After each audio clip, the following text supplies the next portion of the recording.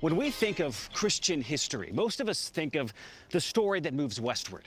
We think of new believers moving to Rome after Pentecost, Paul and his team traveling through Macedonia and Greece, and in time, the gospel moving through Europe and onto the Western Hemisphere. Yet there is another part of the story. It is the tale of the gospel moving east. On that same day of Pentecost in about 33 AD, there were also new believers that returned eastward. The New Testament tells us about visitors from Asia, Arabia, and Mesopotamia, the Parthians, Medes, and Elamites.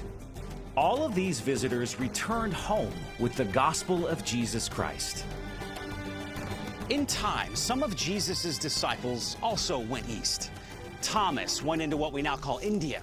Andrew went into the regions around the Black Sea, and Bartholomew went into the Indus Valley of present-day Pakistan. They confronted pagan strongholds, planted churches, and left a unique Christian culture in the East. The next generations took the gospel to the regions of Yemen, Sri Lanka, and Mongolia. They evangelized cities like Basra, Mosul, and Tikrit, cities that make the world news even today. Oasis towns along the Silk Road, stretching all the way to China, cities like Kabul, Bukhara, and Kandahar, became bases for Christian thought and culture.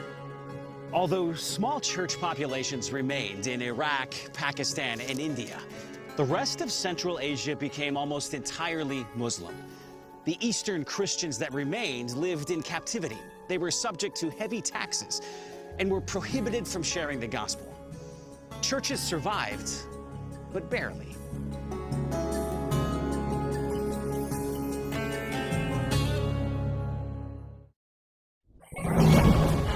Over 2,000 years ago, the man known as Jesus of Nazareth was born in the small town of Bethlehem in the land of Judea.